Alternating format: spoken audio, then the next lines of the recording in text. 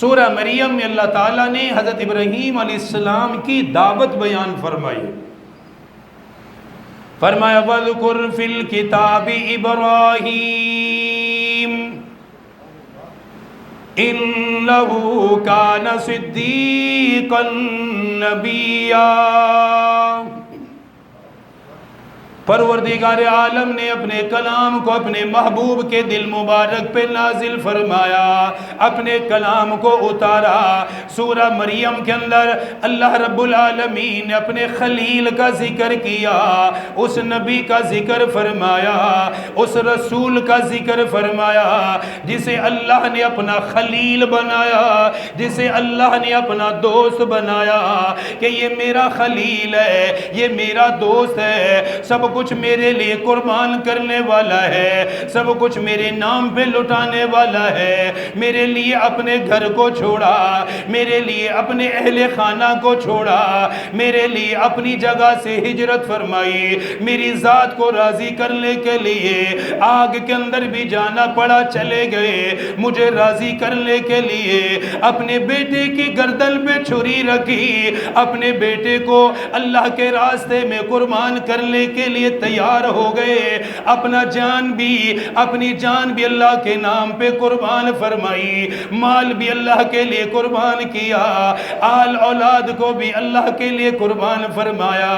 اسی لیے پروردگار عالم نے انہیں اپنا دوست بنایا. فرمایا وَاتَّخَذَ اللَّهُ إِبْرَاهِيمَ خَلِيلًا. ان کی دوستی کا ذکر اللہ نے قرآن میں کیا کہ میرا دوست ہے ابراہیم علیہ السلام، میرا خلیل ہے. اللہ پاک نے قرآن میں اپنے محبوب سے فرمایا وَاذْكُرْ فِي الْكِتَابِ إِبْرَاهِيمَ إِنَّهُ كَانَ صِدِّيقًا نَبِيًّا.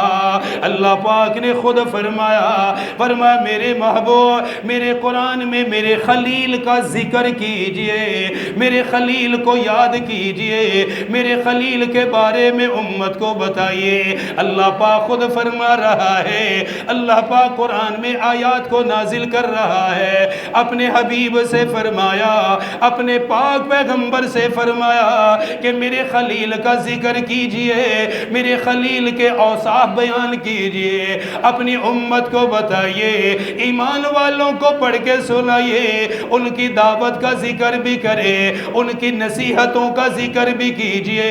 قرآن کریم میں فرمایا اِنَّهُ كَانَ صِدِّيقًا نَبِيًّا.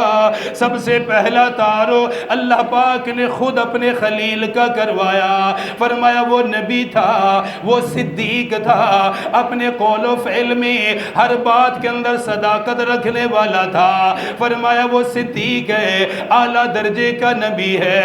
پھر فرمایا ان کی دعوت یہ تھی اِذْ قَالَ لِأَبِيهِ يَا أَبَتِ لِمَ تَعْبُدُ مَا لَا يَسْمَعُ وَلَا يُبْصِرُ وَلَا يُغْنِي عَنْكَ شَيْئًا. اللہ پاک نے فرمایا میرے خلیل کی دعوت کا ذکر کیجئے.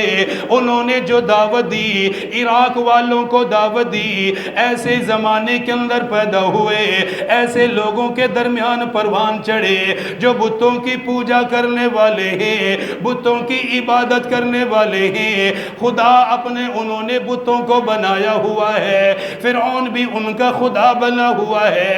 حضرت ابراہیم علیہ السلام کا اپنا گھرانہ بھی بت پرستی کے اندر ہے. ان کے والد آزر بھی اپنے ہاتھ سے بت بنا کر بیچنے والے ہیں. اللہ پاک نے اپنے خلیل کو فرمایا میرے خلیل سب سے پہلے گھر والوں کو سمجھائیے، سب سے پہلے اپنے گھر والوں کو میری طرف بلائیے، انہیں توحید کی دعوت دیجئے. انہوں نے اپنے گھر والوں کو جو دعوت دی اللہ نے قرآن کے اندر بیان فرمائی. اپنے حبیب سے فرمایا میرے خلیل نے جو دعوت دی اس دعوت کا ذکر کیجئے، اور دعوت کس انداز میں دی، کتنے اعلیٰ طریقے سے دی، کتنے نرم لہجے کے اندر دعوت دی ہے۔ اپنے والد کو مخاطب فرمایا یا آبتی، سب سے پہلے فرمایا اے میرے ابا جان، ادب کا خیال بھی کیا ہے، ان کے مرتبے کا خیال بھی کیا ہے، سختی کا معاملہ نہیں فرمایا، ناراضگی کا اظہار نہیں فرمایا، بلکہ ادب کے ساتھ اپنے والد سے فرمانے لگے یا آبتی، اے میرے ابا جان، لِمَ تَعْبُدُ مَا لَا يَسْمَعُ وَلَا يُبْصِرُ وَلَا يُغْنِي عَنْكَ شَيْئًا، فرمایا اے میرے ابا جان، آپ ان بتوں کی پوجا کیوں کرتے ہو، ان کی عبادت کیوں کرتے ہو، جو سننے پہ قادر کوئی نہیں، دیکھنے پہ قادر کوئی نہیں، نفع نقصان پہ قادر کوئی نہیں۔ دلائل کے ذریعے سمجھانے لگے، عقلی دلائل کے ساتھ بھی سمجھایا، فرمانے لگے ابا جان دیکھیے، یہ آپ کی بات سننے پہ قادر کوئی نہیں، آپ کی بات کا جواب دینے پہ قادر کوئی نہیں، آپ کے نفع نقصان پہ قادر کوئی نہیں، جس پہ عقلی دلیل یہ ہے کہ یہ بننے میں خود آپ کے محتاج ہیں، آپ نے اپنے ہاتھوں سے انہیں بنایا، گارا بنایا، پانی ڈالا، پھر اپنے ہاتھوں سے آپ نے ان کو بنایا ہے، اپنے ہاتھوں سے انہیں نصب کیا ہے۔ فرمانے لگے یہ نہ سن سکتے ہیں، نہ جواب دے سکتے ہیں، ان کی عبادت نہ کرے، ان کی پوجا نہ کرے۔ یا ابت انی قد جاءنی من العلم ما لم یأتک فاتبعنی اہدک صراطا سویا۔ اب اپنی نبوت کا ذکر بھی فرمایا، اپنی رسالت کا ذکر بھی فرمایا، فرمایا میں یہ اس لیے سمجھا رہا ہوں، یہ میں اس لیے بتا رہا ہوں، اللہ نے مجھے اپنا رسول بنایا ہے۔ یہ جو آپ کو سمجھایا جا رہا ہے، جو آپ کو بتا رہا ہوں، اس کے بتانے کی وجہ کیا ہے؟ انی قد جاءنی من العلم ما لم یأتک فاتبعنی اہدک صراطا سویا۔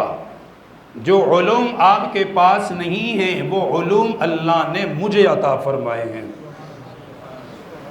آپ کو میری پیروی کرنی چاہیے۔ فَاتَّبِعْنِي أَهْدِكَ صِرَاطًا سَوِيًّا، سیدھے راستے پہ چلنے کے لیے، ہدایت والے راستے پہ آنے کے لیے آپ بے شک میرے والد ہیں، آپ کا ادب ہے، آپ کا احترام ہے، آپ کا مقام ہے، آپ کا مرتبہ ہے، لیکن نبی میں ہوں۔ کیا فرمانے لگے کہ نبی میں ہوں، رسول میں ہوں، چاہے آپ کا بیٹا ہوں، آپ والد ہیں، آپ والد ہو کر بھی میری پیروی کریں گے، آپ میرے راستے پر چلیں گے، کیونکہ نبی سے بڑا کوئی نہیں ہوتا ہے، رسول سے بڑا کوئی نہیں ہوتا۔ ماں باپ کا درجہ بہت اونچا ہے، لیکن نبی رسول اللہ کے برگزیدہ بندے ہوتے ہیں۔ اب فرمایا کہ آپ میری پیروی کریں، میرے راستے پر چلیں، یہ چیزیں چھوڑ دیں۔ آپ پتہ چلا کہ سب سے پہلے اپنے گھر والوں کی فکر کرنی چاہیے، سب سے پہلے ان کی دعوت اللہ تعالیٰ نے ان کے والد کے بارے میں فرمایا، گھر والوں کے بارے میں فرمایا۔ خود نمازی ہو، گھر والوں کو نماز کی دعوت دو، یہ سب سے پہلا فریضہ ہر مسلمان پہ۔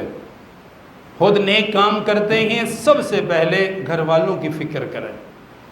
باپ اگر غلطی کر رہا ہے، باپ ہے، ادب کے دائرے میں اسے سمجھانا اولاد کے بھی ذمہ ہے۔ حضرت ابراہیم علیہ السلام سمجھا رہے، دعوت دے رہے، بتا رہے۔ یہاں باپ غلطی کرتا ہے، بیٹے کو پتہ بھی ہے، کہتا باپ میں کیا کر سکتا ہوں، بھئی یہ کہہ کے جان نہیں چھوٹ سکتی۔ حضرت ابراہیم علیہ السلام نے تو نہیں فرمایا باپ میں کیا کر سکتا ہوں، کھڑے ہوئے سامنے ادب سے، احترام سے فرمانے لگے جو کر رہے ہیں وہ غلط ہے، سیدھا راستہ وہ ہے جو میں بتا رہا ہوں۔ سیدھا راستہ یہ ہے کہ آپ اللہ کی بتائے ہوئے راستے پہ چلیں، اللہ کو مانیں، اللہ کی مان کر چلیں۔ فرمایا اس کے اندر دنیا اور آخرت کی کامیابی ہے۔ ماں کے اندر کوئی غلطی ہے، اولاد کو پیار سے سمجھانا چاہیے۔ باپ کے اندر ہے، بڑے بھائی کے اندر ہے، رشتے میں بڑا ہے، عمر میں بڑا ہے، اسے بھی سمجھانے کا شریعت کہتی ہے کہ اسے بھی سمجھاؤ، اسے بھی بتاؤ، لیکن ادب کے دائرے میں رہ کر اسے سمجھاؤ۔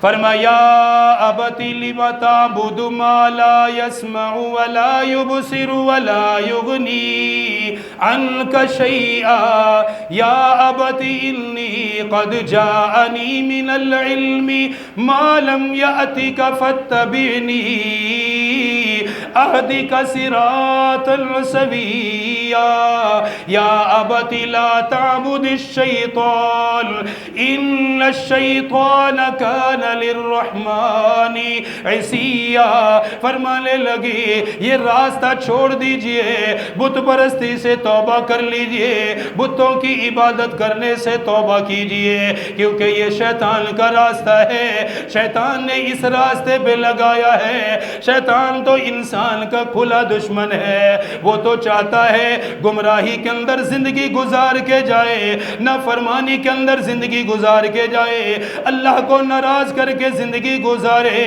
تاکہ اس کی دنیا بھی خراب ہو جائے، آخرت بھی خراب ہو جائے۔ وہ تو قسم کھا کے آیا ہے میں انسان کو گمراہ کروں گا، اس کے سامنے سے بھی آؤں گا، اس کے دائیں طرف سے بھی آؤں گا، بائیں طرف سے بھی آؤں گا، اس کے پیچھے سے بھی آؤں گا، ہر سمت سے آ کر گمراہ کروں گا۔ حضرت ابراہیم علیہ السلام نے شیطان کا ذکر فرمایا، فرمایا شیطان نے آپ کو بھٹکا دیا ہے، سیدھے راستے سے آپ کو ہٹا دیا ہے۔ فرمایا ابا جان یہ راستہ شیطان کا ہے، اس راستے پہ چل کر شیطان راضی ہوگا، رحمان راضی نہیں ہوگا، اللہ راضی نہیں ہوگا، خالق راضی نہیں ہوگا، پروردگار راضی نہیں ہوگا۔ جس اللہ نے پیدا کیا ہے اس اللہ کی عبادت کرو گے راضی ہوگا، جس مالک نے کھانے کے لیے دیا اس کی عبادت کرو گے راضی ہوگا، جس مالک نے آسمان زمین کی نعمتیں عطا فرمائی اس مالک کی اطاعت کرو گے وہ اللہ راضی ہو جائے گا۔ فرمانے لگے شیطان کی پوجا نہ کریں، شیطان کو راضی نہ کریں، شیطان کو خوش نہ کریں۔ فرمانے لگے اگر آپ نے میری بات نہیں مانی، 3 آیات میں سمجھانے لگے، چوتھی آیت میں انجام کا ذکر بھی فرمایا۔ اگر میری بات کو نہیں سمجھا، اگر میری بات کو نہیں مانا، اگر میری دعوت کو قبول نہیں کیا، پھر فرمانے لگے یا ابتی انی اخاف ان یمسک عذاب من الرحمن فتکون للشیطان ولیا۔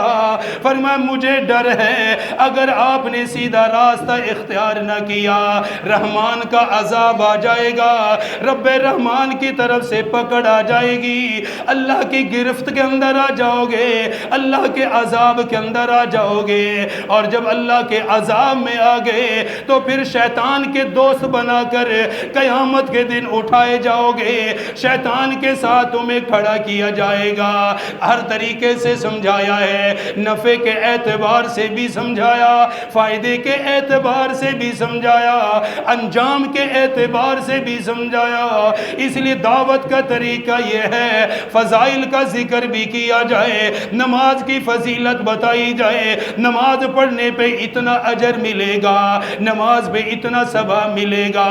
فضائل کے بعد اللہ کا عذاب بھی بتایا جائے، نماز نہیں پڑھو گے انجام کیا ہوگا، بے نمازی کے ساتھ موت کے وقت کیا معاملہ ہوگا، بے نمازی کے ساتھ قبر میں کیا ہوگا، بے نمازی کے ساتھ حشر میں کیا ہوگا۔ یہ دعوت کا طریقہ ہے، یہ دعوت کا انداز ہے، پہلے فضائل بھی سمجھائے، اگر نہیں سمجھے انجام بھی بتا دیا ہے۔ فرمایا اگر بات کو نہیں مانا، فرماتے مجھے ڈر ہے کہیں اللہ کا عذاب دنیا میں ہی نہ آ جائے۔ کتنے احسن طریقے سے سمجھایا بتایا، کیونکہ والد ہے نا، بہت پیارا طریقہ اختیار کیا، بہت زبردست طریقہ۔ پہلے بتایا یہ کچھ نہیں کر سکتے، یہ سن نہیں سکتے، بول نہیں سکتے، کیا فائدہ آپ نے بنایا ہے، یہ تو خود آپ کے محتاج ہیں، آپ کی کیا ضرورت پوری کریں گے، سارا کچھ سمجھایا بتایا۔ جب سمجھا چکے اور دیکھا کہ کوئی فرق نہیں پڑ رہا، کوئی اثر نہیں ہو رہا، تو پھر آخرت کا ذکر بھی کر دیا کہ اگر میری بات نہیں سمجھیں گے تو پھر رحمان کے عذاب سے آپ کو کوئی نہیں بچا سکے گا۔ اور یہ بات یاد رکھو، رحمان کا جب عذاب آتا ہے تو پھر رشتے ناتے بھی انسان کو عذاب سے نہیں بچا سکتے۔ حضرت لوط علیہ السلام نبی ہیں، لیکن جب عذاب آیا تو ان کی بیوی پر بھی عذاب آیا، مسلمان نہیں تھی، عذاب آیا، حضرت لوط علیہ السلام کی بیوی ہیں، پیغمبر کی بیوی ہونا بھی اسے عذاب سے نہیں بچا سکا۔ اللہ کی جب پکڑ آتی ہے تو کوئی رشتہ بھی کسی کو عذاب سے نہیں بچا سکتا۔ ناراض نہ ہوئی ہے، یہاں تو ہم کسی پیر کے ہاتھ میں دے کر خالی گوٹی جنت میں جانا چاہتے ہیں، بغیر نماز کے چاہتے ہیں، پکڑ لیا پیر صاحب کا ہاتھ پکڑا ہوا، بس پیر صاحب جنت لے جائے گا۔ یہ دھوکہ ہے شیطان کا، شیطان نے گمراہی میں ڈال دیا ہے جیسے ان کو گمراہی میں ڈالا تھا۔ انسان کی نجات، کامیابی اللہ نے اعمال کے اندر رکھی ہے۔ اگر ہاتھ میں ہاتھ دینے سے صرف جنت ملتی ہے تو صحابہ کا ہاتھ کس کے ہاتھ میں تھا؟ کن کے ہاتھ میں تھا؟ حضرت فاطمہ کا ہاتھ کس کے ہاتھ میں ہے؟ اور نبیوں کے نبی امام الانبیاء کی بیٹی ہے، سرکار مدینہ کے جگر کا ٹکڑا ہے۔ انہوں نے تو نہیں کہا کہ میرے والد نبی ساری رات کھڑی ہو کے نوافل پڑھا کرتی تھی، دن بھر چکی چلانا، کنویں سے پانی نکالنا، ہاتھوں میں چھالے پڑ جانا اور ساری رات کھڑی ہو کے اللہ کا قرآن پڑھنا۔ ان لوگوں کی زندگیاں ہیں۔ ہم کیا کہتے ہیں؟ بس جی فلانا بچا لے گا، ڈھمکانا کوئی نہیں بچائے گا۔ آپ ناراض ہوتے ہو تو کوئی فرق نہیں پڑتا، کیونکہ آخرت کا جو معاملہ ہے وہ انسان کے اعمال کے اوپر ہے۔ کوئی کسی کو اللہ والوں سے تعلق کس لیے ہوتا ہے کہ وہ ہمیں سیدھا راستہ دکھائیں، ہمیں نیکی کی طرف بلائے، ہمیں نماز سکھائیں، ہمیں قرآن سکھائے، اللہ سے ہمیں ملوائے، اللہ کے رسول کی محبت دل میں ڈالے۔ کسی کے ہاتھ میں ہاتھ دینے کا یہ مطلب نہیں ہوتا کہ غافل ہو کے بیٹھ جاؤ اور بس وہ خود بھی جہنم میں جائے گا، پکڑانے والے اس کو بھی جہنم میں لے کے جائے گا۔ اگر عمل نہ ہوا، کیا فرمایا کہ ابا جی آ جائیں سیدھے راستے۔